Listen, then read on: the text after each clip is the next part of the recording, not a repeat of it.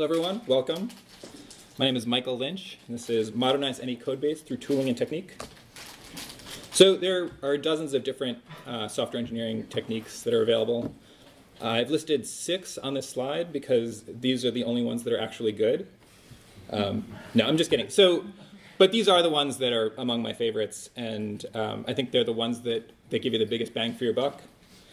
And so whenever I'm starting a new project or I'm taking over existing code, these are the things that I try to put in place as soon as possible. So if you aren't using all these techniques or you're not using any of them, your first question might be, what's the point? The biggest reason is that a lot of these have been shown to reduce bugs. And if you're a software developer, I think we can all agree that we don't like bugs. The earlier that you find bugs and the easier it is for you to detect them, the easier it is for you to fix. They also reduce toil. So if you're a software developer, you've spent probably months or in some cases decades studying to get to where you are and learn your craft. So if you think about that, it's kind of silly for you to worry about some of the things that tools can do for you. Like, there are really good tools that can do whitespace formatting for you. So you're not thinking like, you're not using your decades of training to think, okay, how many characters are on this line and how do I break it up? Like, there's a tool that can do that for you. You don't need to think about that. And so if you don't have to think about these toil things, you can think about things that are more interesting, like architecture or efficiency of the algorithms that you're writing. So to start off, I want to talk about automated testing. And there's many different types of automated testing. My favorite is unit testing. And that's testing at the smallest level of granularity. And that usually means testing a particular function for correctness. So a simple example of a unit test is, imagine you've got this function that you've written called Fahrenheit to Celsius that converts degrees Fahrenheit to degrees Celsius.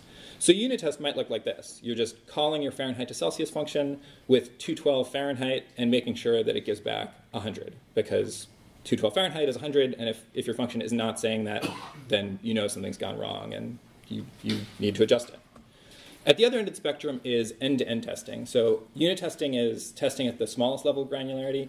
End-to-end testing is testing at the highest level of granularity, so entire scenario. So an example might be like, if you've got an e-commerce website, an end-to-end scenario might be to make sure that a user can arrive to your website and put an item in their cart and check out and pay you money. Because if you've got an e-commerce site, you really want users to be able to give you money. Another example is like if you've got a data processing pipeline, an end-to-end test might be you take some fixed input that you've run through before, you save the output, and then every time you change the code, you make sure that the output still matches to make sure that you haven't introduced any behavior changes. So related to that is code coverage. Also I should mention, I'm briefly going to cover each of these ideas, and then I'm going to show them in practice how I applied these to an open source library that I found that didn't have any of these. So code coverage is related to automated testing. There are tools that let you instrument your code that let you track which lines executed when your tests ran. And so after you run your test, you see a view like this, and it will show you per directory and per file what percentage of the lines of code actually executed during your tests. And so if you executed 100% of your lines of code, that's a good indication that your tests are very thorough because it's exercising a lot of your code. And if you see files or directories where it's not exercising a lot of your code, that's a sign that you need to write more tests to exercise more of your code and catch more behavior that you might not be testing.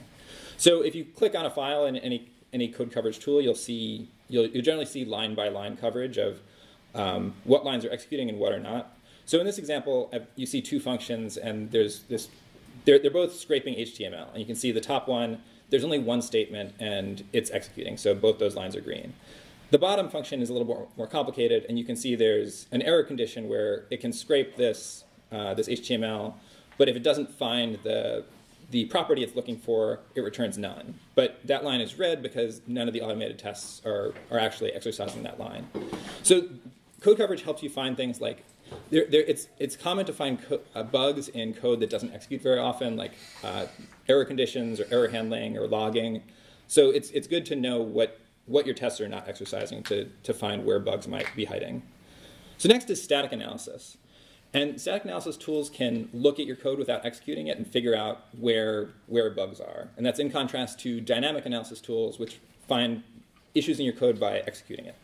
So the advantage of static analysis is it generally runs a little bit faster. And so an example of a static analysis tool, there's one popular one for Python called pyflakes.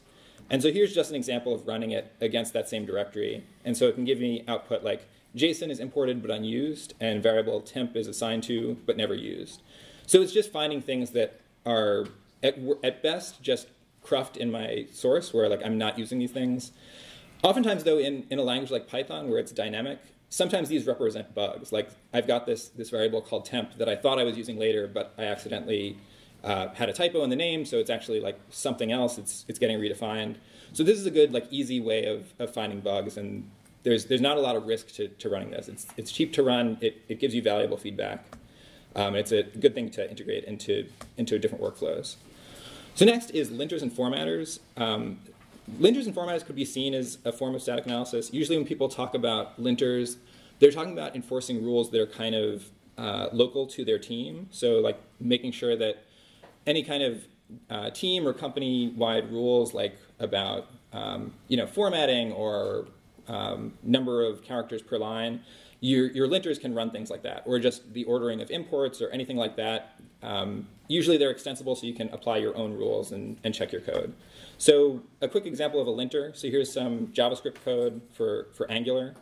And if we run Angular's linter, which is just nglint, you see that it complains. It says on the transform line, it says the opening curly brace does not appear on the same line.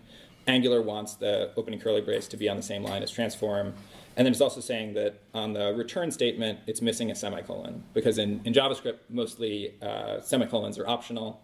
And so, but a lot of linters will tell you to write a semicolon just to eliminate ambiguity. So lastly is continuous integration. So it's called CI for short. Technically, continuous integration is the practice of running all of your tests every time you merge new code into your main code base. You run all of your tests to make sure that your code is still functioning the way that you expect. But typically when people talk about CI now, they're talking about a tool that lets you practice continuous integration. So they're talking about a clean, independent environment that runs all of your tests and makes sure that you have an authoritative environment where you're running it. So there's a bunch of popular examples. Travis, Jenkins, Circle, these are all popular CI tools. Actually, not lastly. This is lastly. Containerization is the last one I want to talk about. And the most popular example of that is Docker. And so for the purposes of this talk, if you're not familiar with Docker, you can think of them as like lightweight virtual machines. That's technically not what they are, so don't tell anyone at Docker I'm going around saying that. But if you've worked with virtual machines, it lets you spin up an OS on a different system, and so that's exactly what Docker does. The difference is Docker treats states of operating systems as more of a first-class citizen, so it's very easy to save state and jump between states very quickly. And it provides a very convenient way of defining all the dependencies for an application and running it in what are called Docker containers. So you're guaranteed pretty consistent behavior anywhere you run the same Docker container. So I've talked about these 6 different ideas, and if you're not using all of them or you're not using any of them, one thing that trips people up is they don't know where to begin, because for some of them there's a strict dependency between the two. So like code coverage and automated testing, you need to do automated testing before you do code coverage, otherwise you have nothing to measure the code coverage of. But in other places it's a little bit more ambiguous. So like continuous integration and automated testing, like you might not know what to do first.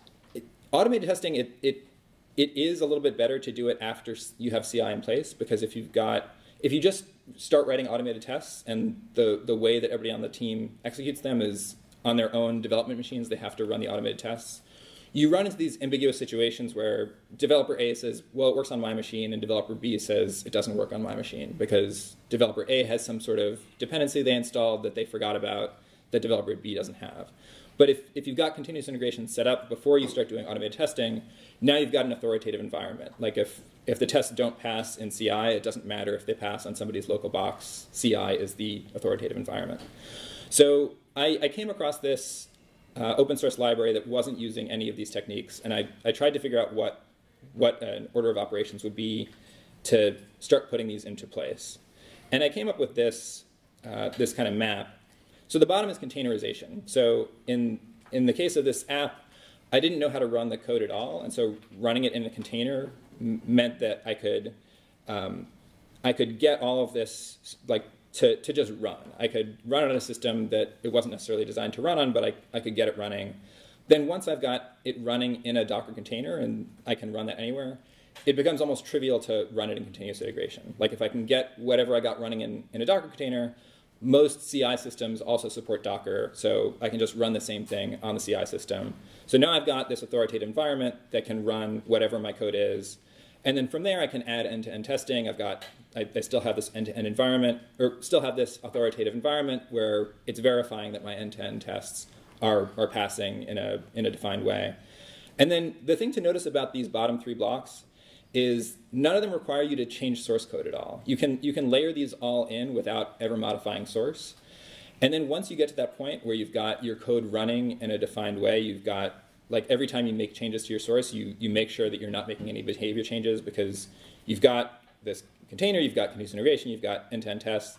Then you can start making changes to your source code, and you have a bit more confidence that you're not changing behavior because you've got all the other building blocks in place to make sure that you're keeping behavior preserved. And so then you can start doing things that require you to modify source, like starting to lint, and unit testing you can kind of do without modifying source, but usually like you find yourself refactoring a little bit to make your unit test work. And then static analysis is usually going to make recommendations for you to change your source a bit. So the most important thing to keep in mind when you're adding things to your workflow, so it's don't tax developers. And so there's this famous George H.W. Bush quote from 1988. He said, "Read my lips, no new taxes." So people were very critical of him because a few years later he did raise taxes. But I think what he meant was no new taxes on developers. So this was advice for development teams. And I think it was good advice. I think we should celebrate what he said. And what I mean by that is you can't add something to your workflow if it's just a tax on everybody else on the team. So for you to add something in your workflow that's going to provide value, it has to hook into something that the team is already getting value from, and they don't have to add a lot of extra work to do it. So if it's something they have to remember to do manually, like so if you come to your team and you say like, hey, I wrote all these automated tests. Now every time you check in code, you have to remember to run these automated tests. Even if they're like so odds are like somebody on your team is not going to be enthusiastic about it, but even if they are really enthusiastic about automated tests, somebody's going to forget eventually. Like, and you're going to reach this point where 5 commits ago the test broke, but you didn't run the test for 5 commits, and now it's much harder. So you're losing a lot of the benefit of having automated tests. So if they have to do it manually, they're going to forget. If it's something that creates too many false positives, like if you have a tool that's very noisy and a lot of time it's wrong, that's going to be really hard to build into the workflow as well, because they're just going to start ignoring it, or they're going to be resent it that they have to spend so much time fighting with the tool to get any value of it. So I suggested this ordering on the previous slide, but the thing to keep in mind is the most important thing is you want to integrate it into your workflow in a way that's going to provide value to your team. So with that in mind, probably the best workflow to hook into is if you're using a source control system like GitHub or GitLab. Those all support hooks where every time that there's a pull request or a merge request, it can reach out to a web service and say to run some check on the code. So for most people, that's a CI system. But there's a lot of different services that you can run, like when you're making a pull request or a merge request. That's generally the best place to hook in, because if you're already making these pull requests, that's part of your workflow. It's almost free to just add a check to that gives more assurance that the pull request is safe. Another common one is if you've got a script for deploying to production, like if you've got some kind of bash script, or you just have a list of scripts that you run to actually push your code to production, hooking into one of those, like ideally not adding a step to it, but just hooking into an existing script, that's a good place, just because it's going to, especially if you like very quickly find a place where it prevents you from pushing a bug to production, that's really going to lock in the new whatever tool you're adding. And then lastly is you can hook into, on Git, there's Git commit hooks. I believe other source control systems have something similar. But you can configure it so every time you make a commit, it runs a shell script and does some verification. That one it's not ideal because you have to configure it on each developer system individually, so you're not guaranteed that everybody on the team is going to have this configured. But all of these, none of these are mutually exclusive. You can run all of them together, and they provide value. So having it configured just on your own system is helpful because you get a tighter feedback loop if you ever break the build. So now that we've covered all of the techniques I want to talk about, I want to move to this library that I mentioned earlier. So a couple years ago, I saw this article from the New York Times called Extracting Structured Data from Recipes Using Conditional Random Fields. So that headline is super obvious to everybody in this room. We all know exactly what that means. But just as a joke, we're going to pretend that it's kind of arcane and talk about it in simpler terms.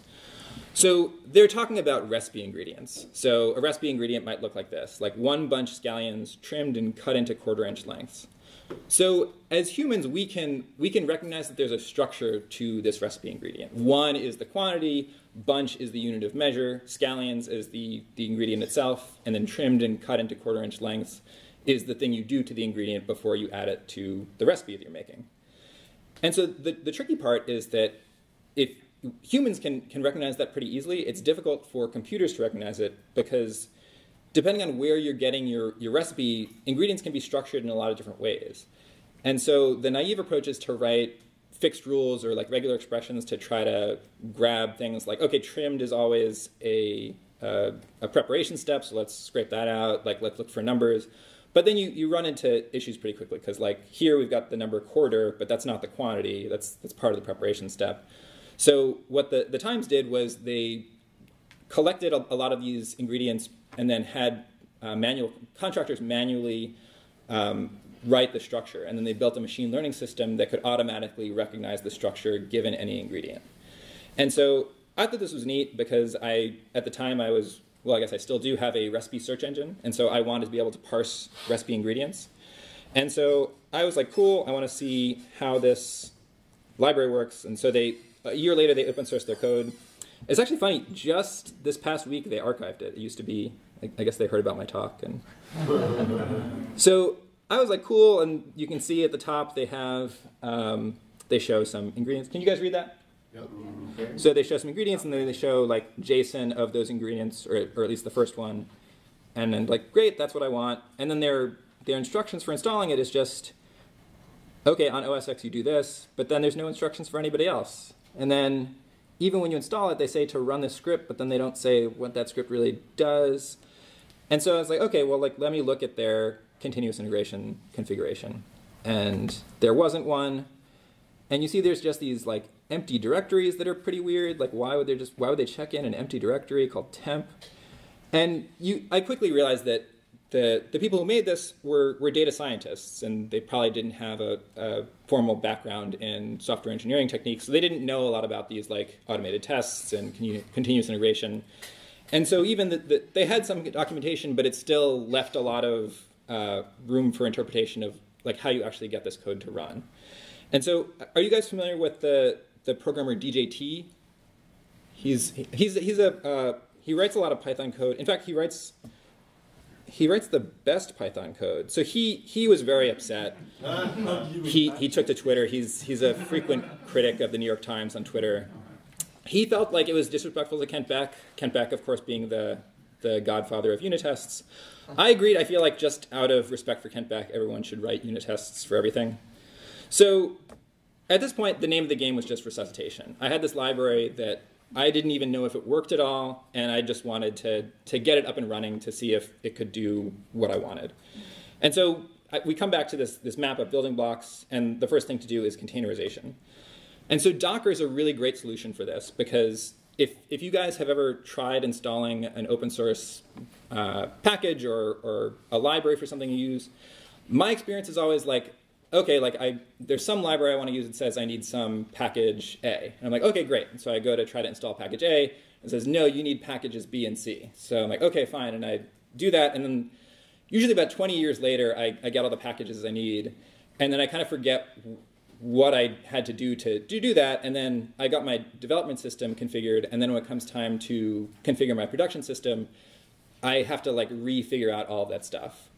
And so Docker is a really nice solution for this because it lets you, as you go, capture the progress that you've made, and it's very easy for you to take out steps, because you'll sometimes like install a package and then not be really sure if that you actually needed that package, or you just happen to install that as part of you trying to figure out everything else. And so Docker makes it really easy to snapshot different steps of you figuring out the dependencies, and makes it very easy for you to like take out steps and see if things still work. So if you haven't used Docker, I'm just going to show you a quick example of what that looks like. Actually, I'm going to show you a lot of examples of Docker. So this is just pretty basic Docker. I've got, I just run the command docker run, and so now I'm running a Docker container. So I'm running as root, and this font isn't great, but you can see I'm just at the root directory of a system, and I can do things that you would expect on any kind of Linux system. I create a directory called hello, pop in, make a file called hi, and it's there. And so this is kind of neat, but if I run this again and then try to go in, the hello directory is not there. This is just an ephemeral container. If I really wanted to, I could preserve that container so I could pop in and out, but it doesn't work if I'm on a different system, and if I'm on a different computer and I want to jump into the same container that I created. And so what Docker lets you do to solve this is you can create what are called Docker files, which are just plain text files that define how you want to configure a system. So this is a pretty similar Docker file. This is a Docker file that's equivalent to what I just showed you.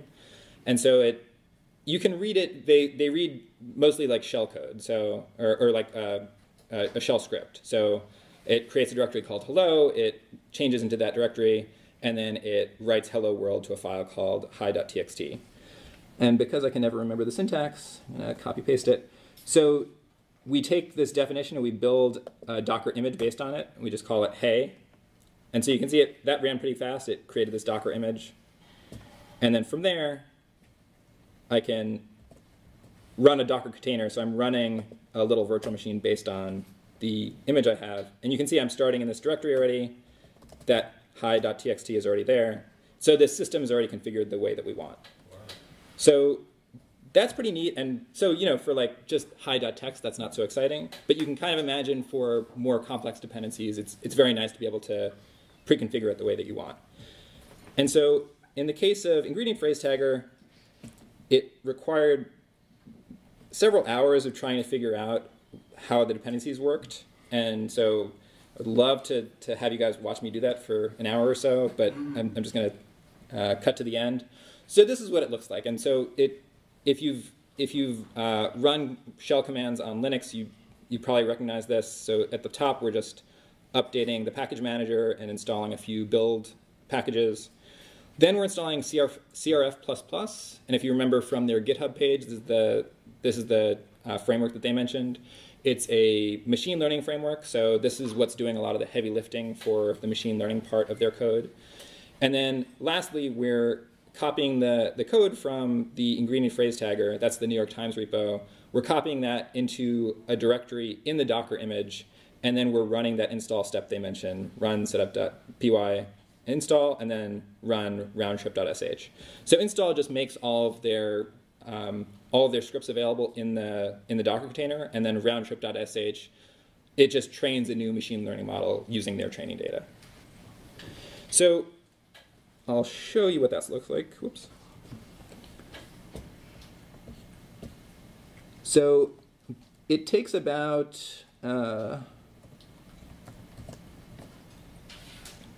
because it involves like building some stuff from source, it takes about 15 minutes to actually build this image. So one nice thing about Docker is it lets you, it lets you build a system and then save it, and so you can, I saved it and just named it so I can just run it at any time. So you see I've got this saved copy of the image. And so I'm now running in this image that I showed you the Docker file for.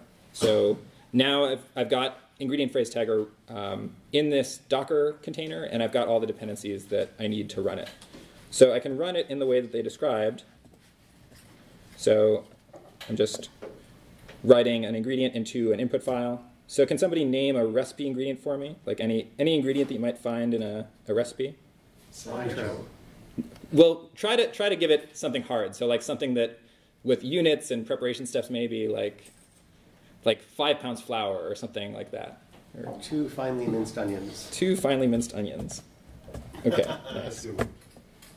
Okay, so we've got these inputs, and they did it in kind of a strange way where you have to run 2 separate scripts to parse it. So I just chained those together.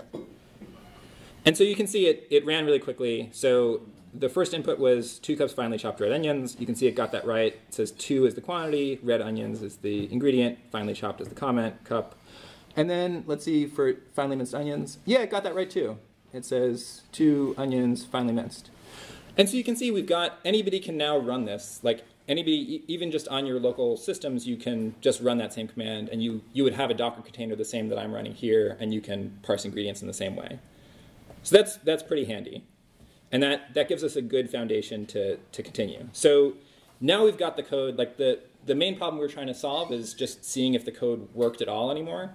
And so now we know that it does. And so now we can focus on stabilization. We can do things to make sure that as we poke around with the code, we're not going to change behavior in ways that we don't expect. So we've got containerization working. We can move on to CI. And so to get CI working, it's actually really simple. So Travis is free for open source projects. There's lots of other solutions that work in pretty similar ways, but for Travis, all you do is create a Travis account with your GitHub or any kind of credential like that, and then find the repo that you have and just click this slider to say you want to enable Travis on this repo. And what that does is tells Travis to look for a file called .travis.yaml in your repository. And so once you've got Docker working, you can set up a .travis.yaml config really easily. This is just 4 lines. It's saying we need root privileges, we need the Docker service running, and then our script to make sure, our validation to make sure everything is still working is to just build the Docker image like I showed you in the previous step. So we're just doing Docker build, and that builds the Docker file that I showed you a few slides ago. And so this is very simple. You can see this is what the output looks like. I can show you. The other nice thing with Travis is that it captures the log of the entire build process.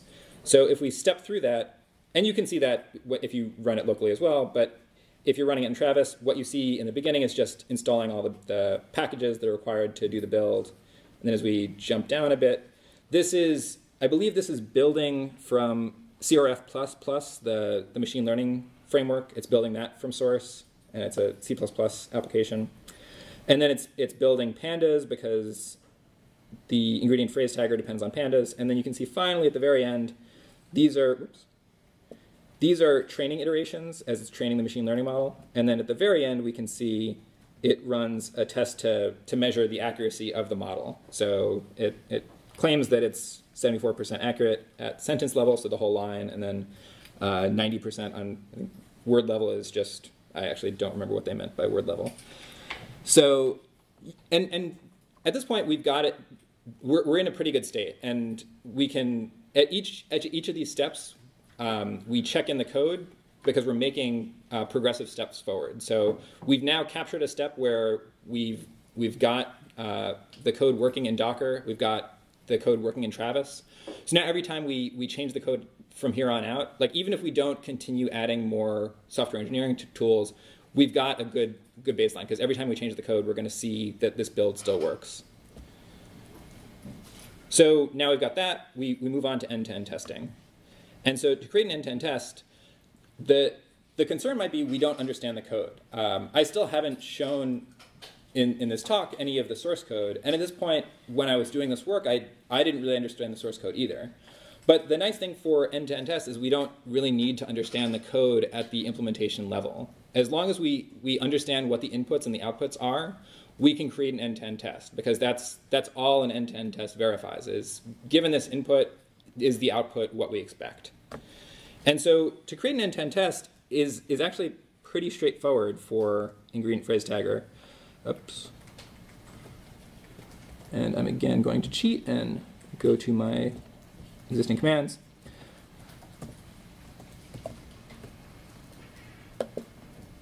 So before I showed you the .travis.yaml, and the only thing I've changed is before the script line read docker build dot, which was building a Docker file, instead I replaced that with a bash script. So I can show you the bash script. And it's still building the Docker image, But after that, it runs the Docker image, so it starts a Docker container, and then it runs within the Docker container, so within this little virtual machine, it runs this script called test end-to-end.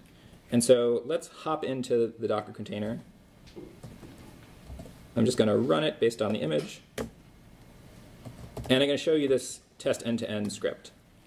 And so it's pretty similar in structure to the commands that I showed you before when I took the suggestion for an ingredient and then parsed it. So I've got this input file, end-to-end input, and I can show you that. So it's just 4 different recipe ingredients. And then the output is what's called our golden output, our known good output. And it's what we expect. Whoops. Copy paste isn't being very nice to me. Tests. So this is just the output that we expect. We've run these inputs before, and we want to make sure that these outputs stay the same. And the thing to keep in mind is we're not even necessarily saying that these outputs are definitely correct. It's just we want these outputs to stay stable. At this point, I was pretty sure that there were bugs in the system, but we're not trying to fix all the bugs at first. We just want to, if we are fixing the bugs, we are going to change behavior. We want to know when that happens. So we've got this end-to-end test. I showed it to you, and to run it just looks like this. And it runs really fast because it's pretty simple. We're just writing a few lines and then running ingredient phrase tagger and making sure that the output hasn't changed.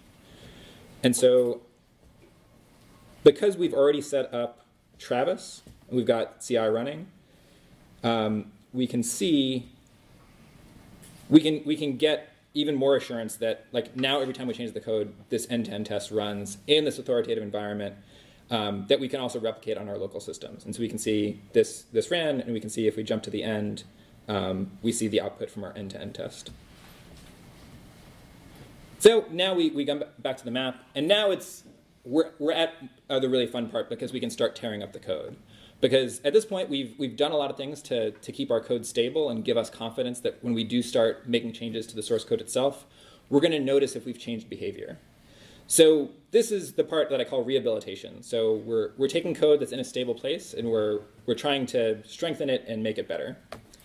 So I want to start with static analysis. And so we're going to use the tool that I mentioned before, PyFlakes.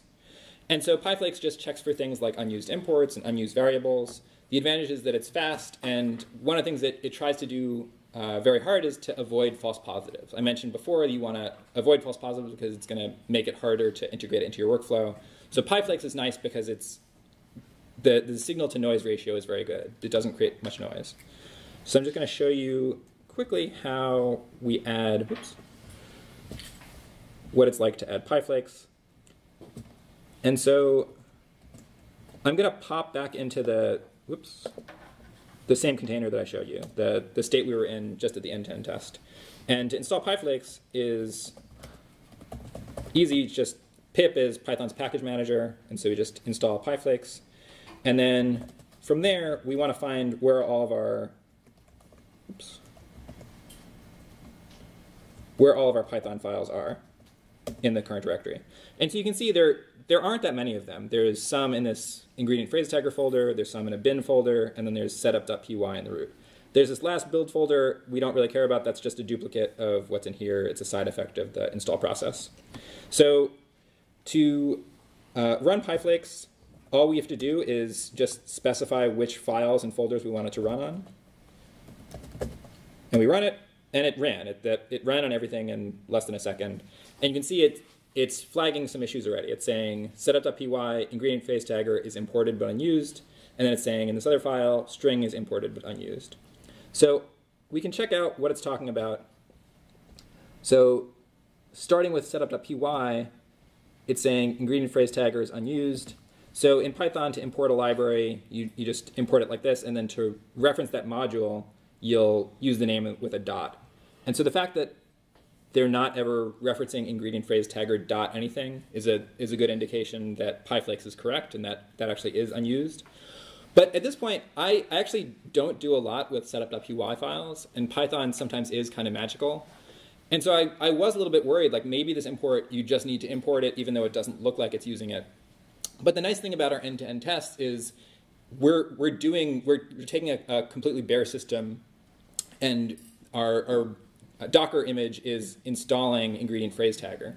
So if there is some kind of magic where removing this import line does break something, we're going to find out about it because our end-to-end test won't work anymore. So that's a great benefit of doing it in this order. And then if we pop into the other one I complained about was a file called utils. Side note, if you see a file called utils, it means the developer's probably given up on naming.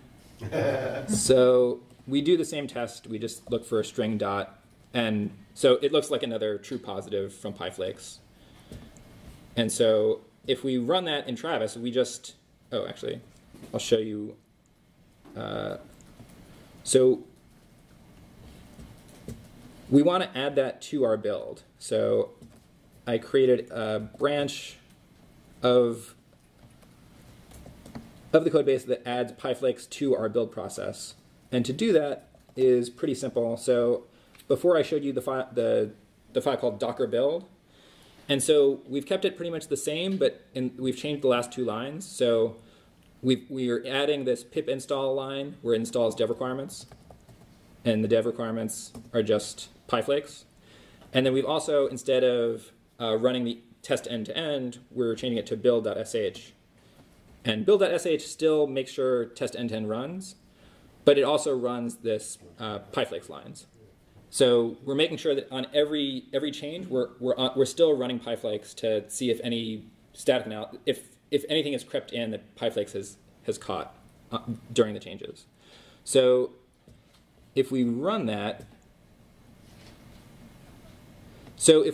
in Travis, we would see a build failure because all we've done is added PyFlakes to the build, but we haven't made the fixes that it recommended. So you're just seeing it's still like pretty much the same output as before, but instead of getting to the end-to-end test, it fails on the PyFlakes line because this is probably going to be slow because it's a long log. But take my word for it, it complains about the same things that I just showed you. And so it's an easy fix. We just delete the lines that PyFlakes was complaining about because it's saying that those lines were extraneous. And then we run it again, and our build is happy. So we're a little bit short on time, so I'm not going to get into YAP too deeply. But for Python, there's a nice tool for whitespace formatting called YAP. And it's nice because it has these two modes. There's a diff mode for making sure that it will print out any deviations from the whitespace that it expects. And then there's a convenient tool for applying those fixes, the in-place mode. So what you can do is put YAP in diff mode into your build script the same way that I added PyFlakes. And so it's just one more line in the build.sh file. And it will do the same thing. Anytime your whitespace is deviated from your style guide, it will tell you about it. And then if you want to fix it locally, you just run YAP in place to make those fixes. The other thing is unit testing. So it takes a bit too long to get into the nitty-gritty, but this talk is based on a blog post that I wrote called Resurrecting a Dead Library that I'll link to at the end. And you can kind of see the process that I used to figure out what to unit test. But here it was a little bit tricky because you really want to unit test, for a new library, you want to unit test things that you're pretty sure you're going to keep, but also that don't require that much change to the code. You want to, until you're getting a lot of unit tests in place, you want to make as few changes as possible. So in this case, pick off the low-hanging fruit? Yeah, so in this case it was kind of tricky because the low-hanging fruit were also things, they were all in this utils. So low-hanging fruit is things like that don't call other functions, so those are very easy to test. But in this case, all of those were in this utils library, which I wasn't confident I was going to keep. And you can see some of them are even labeled as hacks. So like, I don't really want to unit test something that's got that comment on it because I'm probably going to end up deleting that. But yeah, you just want to think strategically about where can you unit test to get the most value, but also what requires the fewest changes to start writing unit tests. And so the result is, originally this library, you had to run it on a system with all these particular dependencies in place, and you had to run it from the command line. But once I applied all these things, I could get it running in Docker. I could iterate on the software and be confident that I wasn't breaking it. So I was able to build a web app that does the same thing and calls out to this library. And so you can use it much more easily because you're just running in your browser. You don't have to install anything. So that was a cool outcome of applying all these modern tools to this old library. So before I wrap up, I just want to reiterate the thing to keep in mind. A lot of these tools, you don't have to stick to the strict order that I mentioned, but the best thing to do is to keep in mind like what can you add to your development workflow that's immediately going to start providing value and not create a burden. Remember the words of George H.W. Bush, RIP, don't tax developers.